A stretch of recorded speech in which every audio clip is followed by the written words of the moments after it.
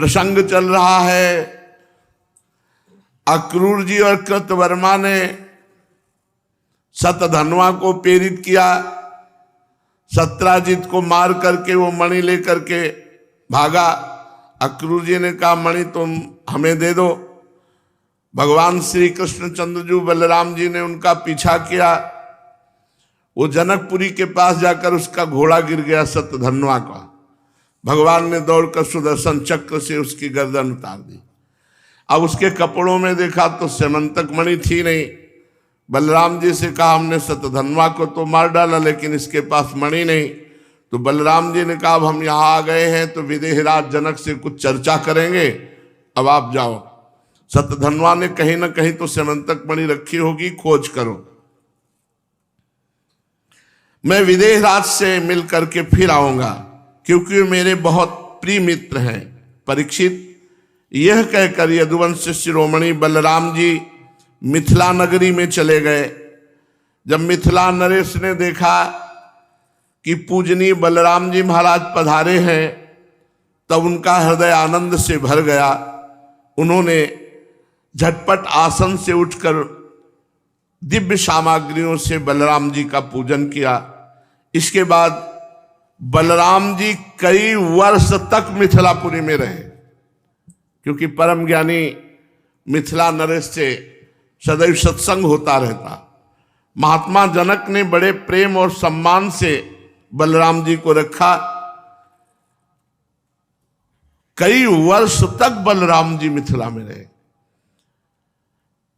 बहुत समय के बाद धृतराष्ट्र के पुत्र दुर्योधन ने बलराम जी से गदा युद्ध की शिक्षा ग्रहण करने के लिए उनको गुरु रूप में वर्ण किया।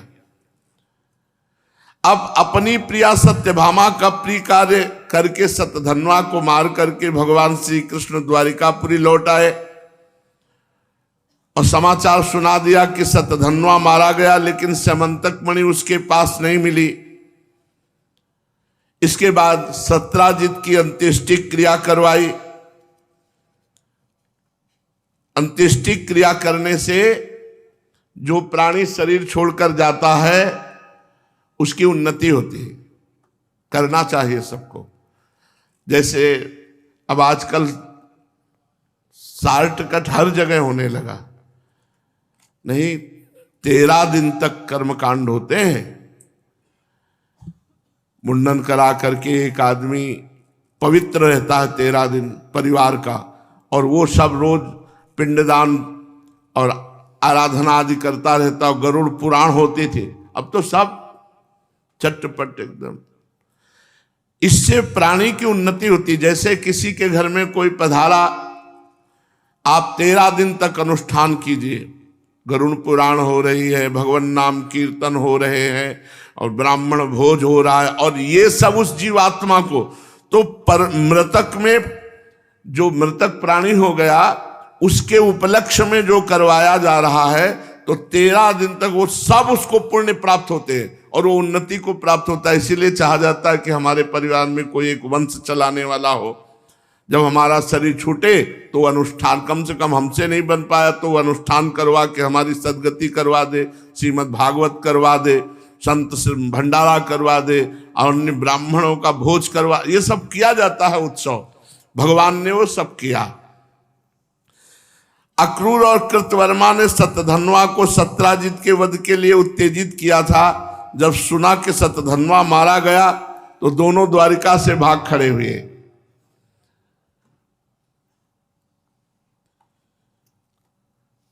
बड़ा विचित्र खेल है। अक्रूर जी महाराज इतने बड़े भगत स्यमंतक मणि लेके भाग खड़े हुए। भगवान ने पूछवाया कि अक्रूर जी कहा, तो बोले पता ही नहीं, द्वारिका में तो है नहीं। गुप्त दूत लगाए गए तो पता चला काशी में यज्ञ बड़ी बड़ी कर रहे हैं, यज्ञ भोक्ता भगवान को छोड़कर। अक्रूर जी को बुलवाया, भगवान ने खूब स्वागत सत्कार किया और मीठी मीठी प्रेम की बातें की और मुस्कुराते हुए अक्रूर जी से कहा, चाचा जी इस समय बहुत दान धर्म कर रहे हो, हमें मालूम है कि स्यमंतक मणि आपके पास है, 8 भार सोना रोज देती थी, आप जानते हैं कि सत्यराजित के कोई पुत्र नहीं, सत्यभामा नाम की उनकी लड़की हमें ब्याही गई है, तो उनका तिलांजलि दान सत्यभामा के पुत्र ही करेंगे, इसलिए वही उत्तराधिकारी होते हैं। तो समंतक मणि आप दिखा दीजिए, सत्यभामा को दे दीजिए। समंतक मणि तो सत्यभामा उनके पुत्रों को मिलनी चाहिए, पर मैं वही आपके पास ही रखूंगा, आप दिखा दो कि आपके पास है। चाचा जी आप बड़े व्रतनिष्ठ हैं, पवित्र आत्मा हैं, आप ही मणि रखना, पर आप दिखा तो दो। कितना कहना पड़ रहा है भगवान को। हमारे सामने एक समस्या आ गई है। सत्यभामा और बलराम जी को संशय है कि सत्यधर्मा मारा गया, मणि उसी के पास थी, तो हमें लगता है वो हम पर संशय कर रहे हैं, इसलिए मेरी बात का पूरा विश्वास वो नहीं कर रहे। बड़ी संपत्ति में बड़ी समस्या होती है, इसलिए महाभाग्यवान अक्रूर जी आप वो मणि दिखाकर हमारे इष्ट मित्र बलराम जी, सत्यभामा और जाम्बवती का संदेह दूर कर दीजिए, उनके हृदय में शांति हो जाएगी। मणि के प्रताप से लगातार बड़ी बड़ी यज्ञ कर रहे हैं, मुझे पता है आप, जिनमें सोने की वेदियां बनती है, खूब सोने का दान होता है। कहां से आता है सोना? जब बहुत कहा भगवान ने, तो अक्रूर जी ने वस्त्र में लपेटी हुई जेब में रखे थे, निकाल करके सूर्य के समान तेजस्वी मणि प्रकाशित हो गई भगवान श्री कृष्ण को। भगवान श्री कृष्ण ने बुलाया सत्यभामा को, जाम्बवती को, और बुला करके सबको दिखाया कि ये मणि देखो अक्रूर जी के पास थी। फिर कहा अक्रूर जी से कि आप मणि रख लो। ये जो समंतक मणि का प्रसंग सुनेगा, श्री कृष्ण भगवान के पराक्रम से परिपूर्ण आख्यान सुनेगा, उसको जीवन में कभी कलंक नहीं लगेगा, और उसके जो भी पाप और अपराध हैं वो सब नष्ट हो जाएंगे। जो पढ़ेगा, जो सुनेगा, जो स्मरण करेगा, उस समस्त पापों से छूटकर परम शांति को, भगवान की भक्ति को प्राप्त करेगा। परीक्षित, अब पांडवों का पता चल गया था कि वे लाक्षा भवन में जले नहीं, तो एक बार भगवान श्री कृष्ण उनसे मिलने के लिए इंद्रप्रस्थ पधारे। भगवान के साथ सात्विकी आदि बहुत से यदुवंशी भी थे। जब वीर पांडवों ने देखा सर्वेश्वर भगवान श्री कृष्ण पधारे हैं, तो जैसे प्राण संचार होने पर सभी इंद्रियां सचेत हो जाती हैं, वैसे ही सब के सब पांडव एक साथ खड़े उठे और भगवान का स्वागत किया। कोई भगवान का आलिंगन कर रहा है, कोई भगवान के पैर छू रहा है, अपनी अवस्था के अनुसार। भगवान की प्रेम भरी मुस्कुराहट से सुशोभित मुख सुषमा को देखकर पांडव आनंद मगन हो गए। भगवान श्री कृष्ण ने युधिष्ठिर और भीमसेन के चरण छुए, क्योंकि ये बड़े थे। अर्जुन को हृदय से लगाया। नकुल सहदेव ने भगवान के चरण छुए। जब भगवान श्री कृष्ण श्रेष्ठ सिंहासन पर विराजमान हो गए, तब परम सुंदरी श्यामवर्णा द्रौपदी, जो अभी नवविवाहिता होने के कारण तनिक लज्जा से युक्त थी, धीरे धीरे भगवान के पास आई और श्री कृष्ण के चरणों में प्रणाम किया। पांडवों ने भगवान श्री कृष्ण के समान ही वीर सात्यकी का भी स्वागत सत्कार अभिनंदन वंदन किया। आसन पर बैठ गए। चारों तरफ पांडव घेर कर भगवान श्री कृष्ण के बैठे। इसके बाद भगवान श्री कृष्ण की अपनी बुआ कुंती पधारी, तो कुंती जी के चरणों में भगवान ने प्रणाम किया। कुंती जी अत्यंत स्नेह वश अपने हृदय से लगा लिया और नेत्रों के आंसुओं से भगवान का अभिषेक किया। कुंती जी ने श्री कृष्ण से अपने भाई बंधुओं का कुशल क्षेम पूछा। भगवान ने भी उनका यथोचित उत्तर देकर उनकी पुत्र वधू द्रौपदी और स्वयं उनका कुशल मंगल पूछा। उस समय प्रेम की विभलता से कुंती जी का गला रुंध गया, नेत्रों से आंसू बहने लगे। भगवान के पूछने पर उन्हें अपने पहले के क्लेश पर क्लेश याद आने लगे और बहुत संभाल कर जिनका दर्शन समस्त क्लेशों का अंत करने के लिए हुआ, उन भगवान श्री कृष्ण से कहा।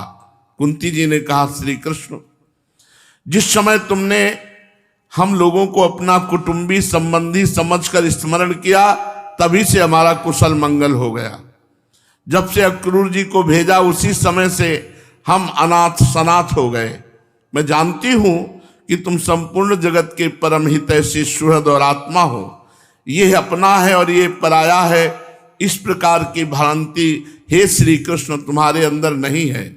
ऐसा होने पर भी हे श्री कृष्ण, जो सदा तुम्हें स्मरण करते हैं, उनके हृदय में आकर तुम बैठ जाते हो और उनकी क्लेश परंपरा को सदा के लिए मिटा देते हो।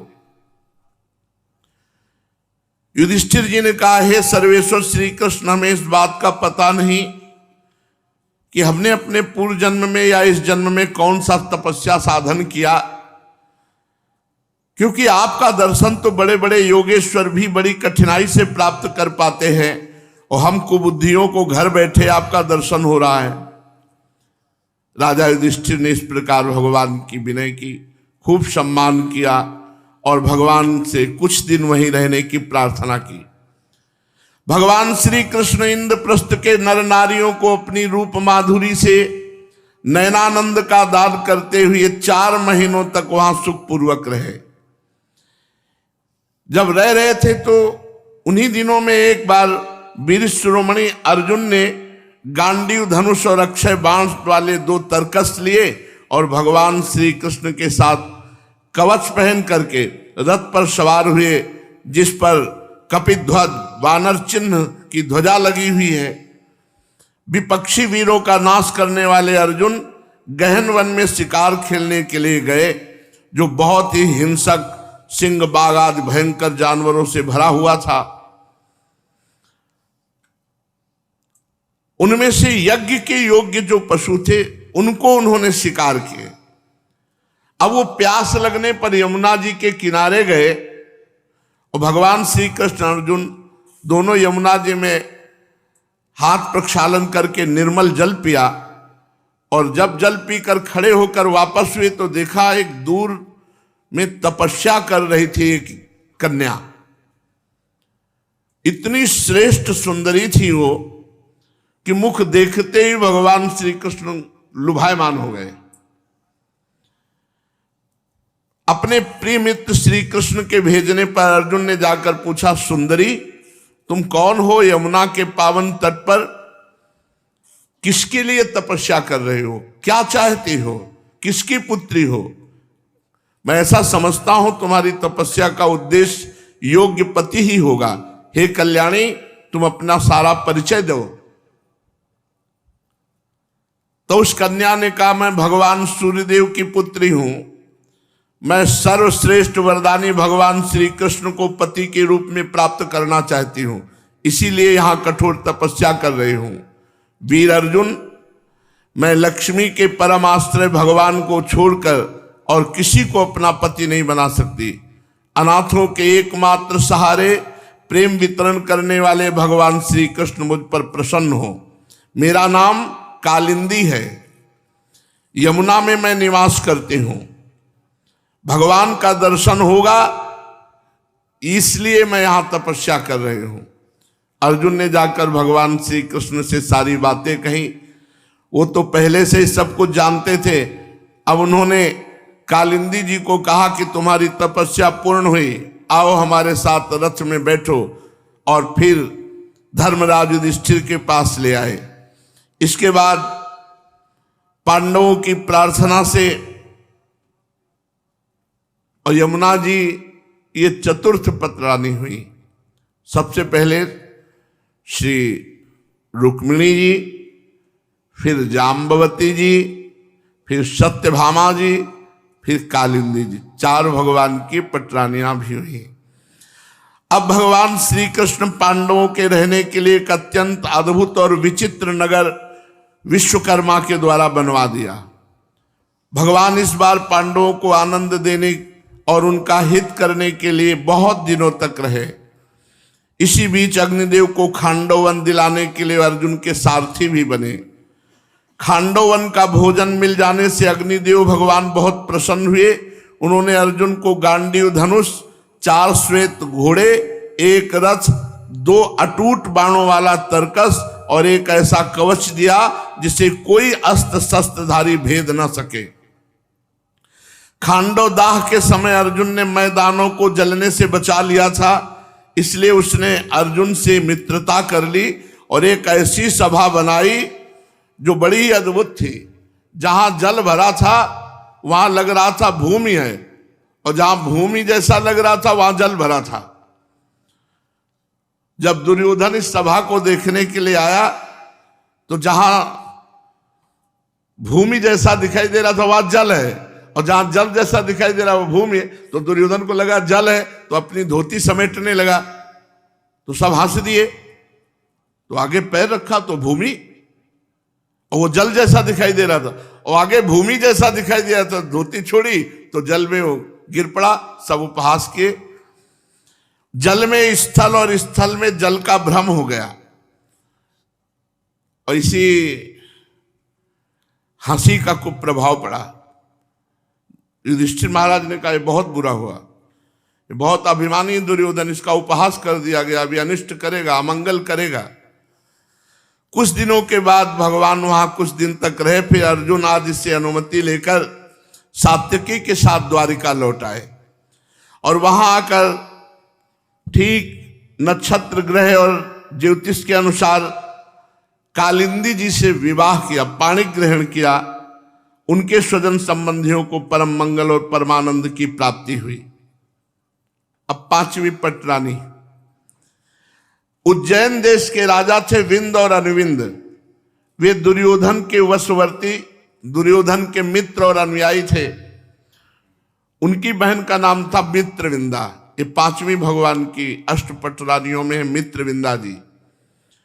वहां स्वयंवर हो रहा था, और मित्रविंदा जी अंदर से चाहती थी कि भगवान श्री कृष्ण आवे और हमें अपनी पत्नी के रूप में स्वीकार करें।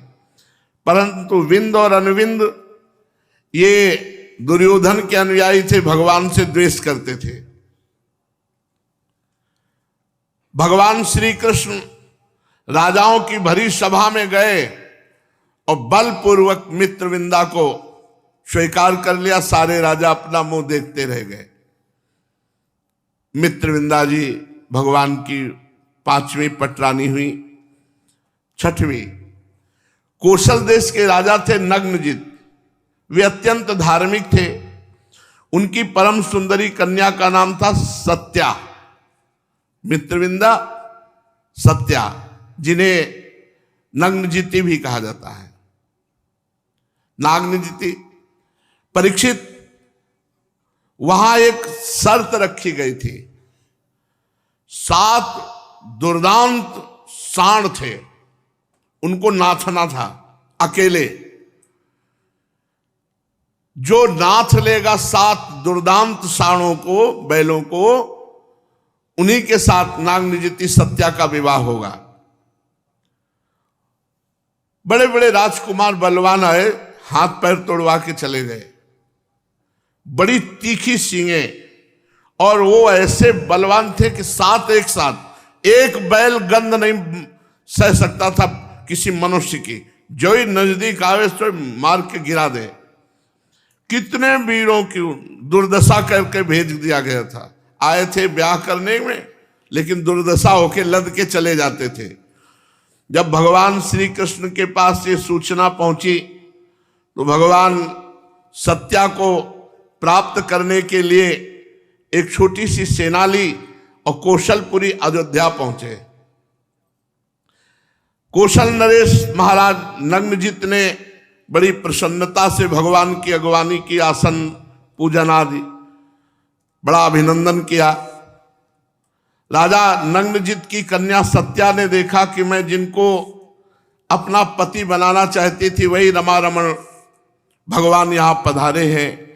मन ही मन बहुत प्रसन्न हुई, विधाता को बहुत धन्यवाद दिया। मैंने व्रत नियम आदि जितने पालन किए उन सब का फल मेरे श्री कृष्ण पति हों। देखो पहले से साधना कर रही, जो साधना कर रही भगवान वहां, यमुना जी भी साधना कर रही थी। नागनिजिति सत्या मन ही मन सोचने लगी, भगवती लक्ष्मी, ब्रह्मा, भगवान शंकर, बड़े बड़े लोकपाल जिनके चरण कमल का पराग अपने सिर पर धारण करना चाहते हैं और जिन प्रभु ने अपनी बनाई हुई मर्यादा का पालन करने के लिए ही समय समय पर अनेकों लीला अवतार ग्रहण किए, वे प्रभु मेरे किस धर्म, व्रत अथवा नियम से प्रसन्न होंगे? वे तो केवल अपनी कृपा से ही प्रसन्न हो सकते हैं। राजा अयोध्या नरेश नग्नजित ने भगवान श्री कृष्ण की अर्चा पूजा की और कहा, प्रभु मैं एक तुच्छ मनुष्य हूं, आप सर्वलोक महेश्वर स्वरूप भूत आनंद से परिपूर्ण है, भला मैं आपकी क्या सेवा करूं? भगवान श्री कृष्ण ने कहा, राजन, जो अपने धर्म में स्थित है मैं इसी बात से केवल प्रसन्न हो जाता हूं। जो अपने धर्म में स्थित है, अपने कर्तव्य का पालन करता, अपने धर्म से चलता, मैं इसी बात से प्रसन्न हो जाता हूं।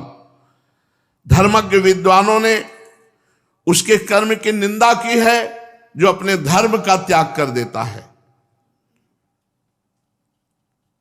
मैं सौहार्द प्रेम के लिए आपसे आपकी कन्या का हाथ चाहता हूं, बोलो क्या करूं इसके लिए?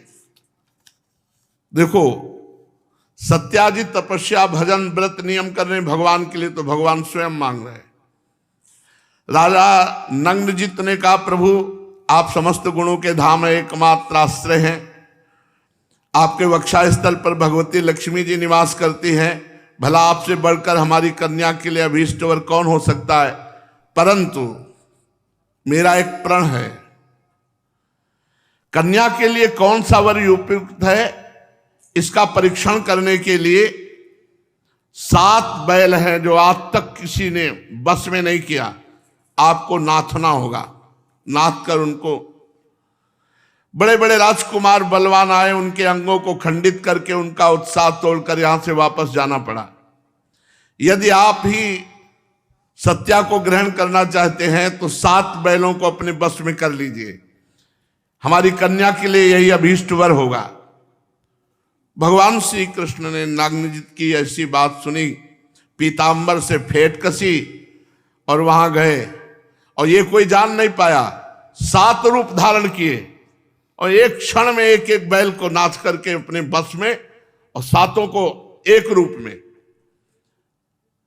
अलग अलग रूप में नाच दिया, और फिर सबकी डोरी हाथ में लेकर एक रूप में खड़े हो गए। खेल खेल में 7 रूप धारण करके बैलों का घमंड चूर्ण कर दिया और रस्सी में बांध करके ऐसे उनको घसीटा जैसे नन्हा सा बालक काठ के खिलौनों को घसीटता है। नग्नजित को बड़ा विस्मय हुआ कि आज तक कोई ऐसा नहीं कर सका। प्रसन्न होकर उन्होंने श्री कृष्ण को अपनी कन्या का दान कर दिया। सर्वशक्तिमान भगवान श्री कृष्ण ने सत्या को विधि पूर्वक पाणी ग्रहण किया। रानियों ने देखा कि हमारी कन्या को उसके अत्यंत प्यारे भगवान श्री कृष्ण ही पति के रूप में प्राप्त हो गए। उन्हें बड़ा आनंद हुआ। चारों ओर बड़ा भारी उत्सव मनाया जाने लगा। शंख ढोल नगारे बजने लगे, सब ओर गाना बजाना होने लगा। ब्राह्मण आशीर्वाद देने लगे। सुंदर वस्त्र, पुष्पों के हार और गहनों से सज धज कर नगर के नर नारी आनंद मनाने लगे। राजा नग्नजित ने 10,000 गौवें, 3,000 नवयुवती दासियां और बहुत से हार आभूषण दहेज में दिए। 9,000 हाथी, 9 लाख रथ, 9 करोड़ घोड़े, 9 अरब सैनिक जो सेवा के लिए, इतना भगवान को दहेज दिया। 10,000 गौवें, 3,000 नवयुवती दासियां, बहुत से सुंदर स्वर्ण के हार आदि गहने और 9,000 हाथी, 9 लाख रथ, 9 करोड़ घोड़े और 9 अरब सेवक सैनिक, ये दहेज में दिए। अयोध्या नरेश महाराजा नग्नजित ने कन्या और दामाद को रथ पर चढ़ाकर एक बड़ी सेना के साथ विदा किया। उस समय उनका हृदय वात्सल्य स्नेह के उद्रेक से द्रवित हो रहा था। भगवान श्री कृष्ण जब चले तो जो और राजकुमार बैलों को नाच नहीं पाए थे, उन्होंने आक्रमण कर दिया, भगवान श्री कृष्ण को घेर लिया और बाणों की वर्षा करने लगे। साथ में अर्जुन जी गए थे। अर्जुन ने कहा, प्रभु आपका अभी नया नया पाणी ग्रहण हुआ है, आप बैठो, इनको हम देख लेते हैं। गांडीव पर प्रत्यंचा चढ़ाई और जैसे भयंकर सिंह छोटे पशुओं को दबोच लेता है, ऐसे नरपतियों को मार पीट कर सबको भगा दिया।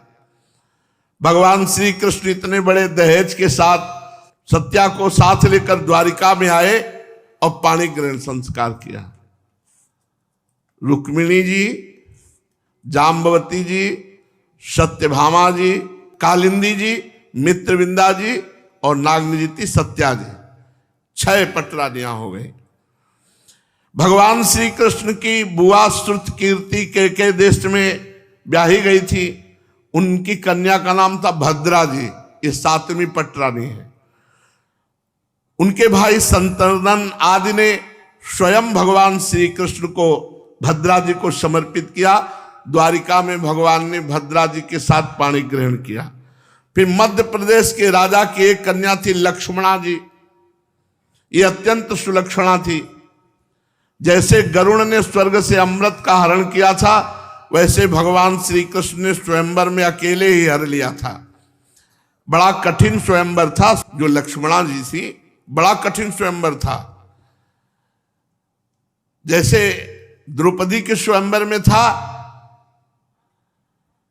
तो मछली को जल में देख करके मारना था। वो घूम रही थी लेकिन जल में देखकर मारना था। यहां जल में भी देखकर नहीं मारना था, केवल ऐसे निशाने पर लक्ष्य भेद जाए अनुमान से। इसलिए अनुमान से कोई कर ही नहीं पा रहा था, तो भगवान श्री कृष्ण जो वहां गए और लक्ष्मण, ये 8 पटरानियां भगवान की हुई। श्री रुक्मिणी जी, श्री जाम्बवती जी, श्री सत्यभामा जी, श्री कालिंदी जी, श्री मित्रविंदा जी और फिर सत्या नागनिजिति और फिर भद्रा जी और फिर लक्ष्मणा जी, ये 8 पटरानियां भगवान द्वारिकाधीश की हुई। अभी ये पटरानियां हुई है, अभी रानियां हैं 16,108 8 पटरानियां, 16,100 रानियां महाराज द्वारिकाधीश की। अभी कम है। और क्या आप समझते हो? पीछे आपने भागवत में सुना था, एक राजा थे चित्रकेतु, जिनके 1 करोड़ रानियां थी। साल में 365 दिन होते, जिंदगी में वो किसी के 1 करोड़ रानियां, तो 1 करोड़ महल।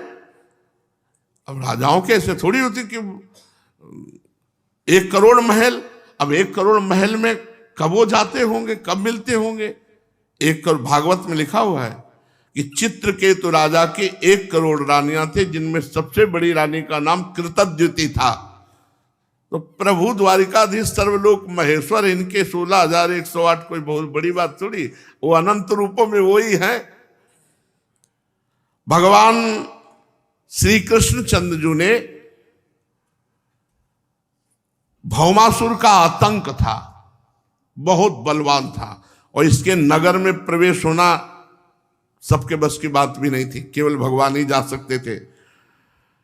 वहां 16,100 राजकुमारियां उसने बंदी बना रखी थी। पूरे विश्व से जिसको सुंदरी देखता और उठा करके कैद में बंद कर देता। सब पवित्र थी, सब सुरक्षित थी। पता नहीं उसके कौन सी सनक, भगवान ने की दी हुई सनक होगी, हम कहाँ कहाँ एक एक के ब्याह करेंगे, तुम सबको इकट्ठा करो और हम एक साथ कर लेंगे। तो भगवान ने उसको, किसी को अपवित्र नहीं किया था, किसी के प्रति उसकी भोग बुद्धि नहीं थी। लेकिन 16,100 राजकुमारियां पूरे विश्व में, जहां नागलोक में, राक्षस लोक में, देवलोक में, जहां उसको वो। तो सुना है सारंगधारी भगवान जो सच्चिदानंद श्री कृष्ण है, 16,100 को एक साथ ब्याह किया। 16,100 रूप रखकर एक ही मुहूर्त में एक ही साथ ब्याह किया। तो प्रभु, मैं ये चरित्र सुनना चाहता हूं। तो भगवान सुखदेव जी, श्री कृष्ण चंद्रजू का ये भौमासुर का उद्धार और 16,100 रानियों से ब्याह करने का प्रसंग आगे वर्णन करेंगे। शेष चर्चा आगे। श्री राधा वल्लभ लाल।